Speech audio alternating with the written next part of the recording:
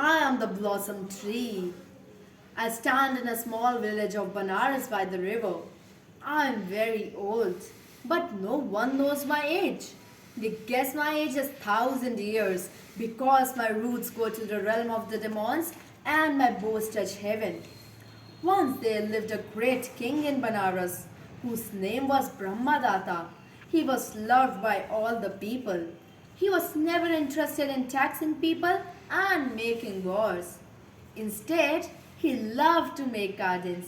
He loved trees a lot. But I was his favorite. He used to spend a lot of time in my shade. For him, I was the poem of life. But he never once noticed the little kusha grass that grew around me or the little camellias that played around me. He only had eyes for me. However, I was deeply attached to kusha grass and the chameleons. We had been friends for many years, true friends. One day, the king was relaxing with his wife. Suddenly, he heard a great rumble in the palace. He saw an immense crack in the ceiling, also on the great wooden pillar which held up the entire palace. Carpenters, builders, he cried. Quickly go out into the parks and gardens and search for a tree to replace the pillar. The search began from parks to park, tree to find a tree strong enough to hold the palace. But in vain. There was no such tree except me. The king was shocked. The jewel of Banaras, the most beautiful tree in all of India. No, there must be another. There's no other, Your Majesty. Poor King Brahmadatta. He did not know what to do. He could either save me or his palace.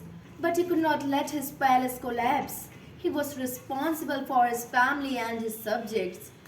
It was too big a decision. That night, he came out to the park to meet me. He was waiting for an answer. But I kept quiet. I surrendered.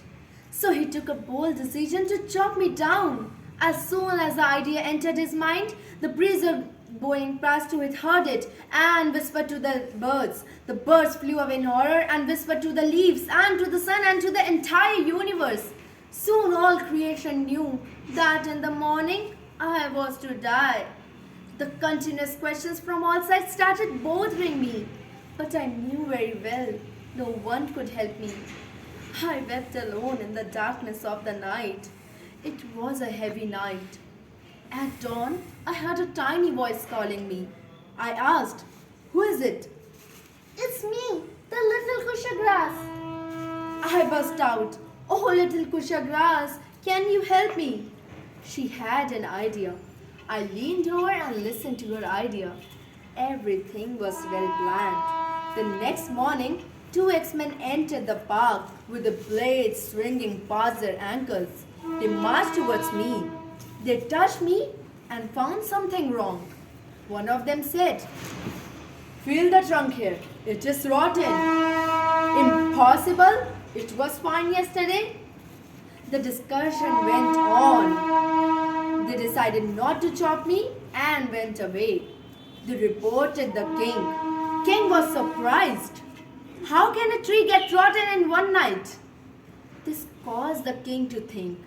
Swiftly he thought of an idea. "Call the carpenters and builders. Send them into the city to bring 3 trees. We must bind them together with bands of brass and make one strong pillar. Hurry up." 3 mighty trees were felled and they replaced the pillar of the palace. But the question was still there. How did I go rotten in one night? What was the miracle? The little kusha grass had an idea which worked.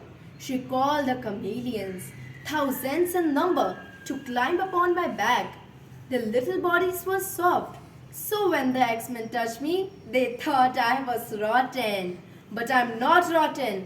I am as strong as ever. All the trees in the garden were amazed.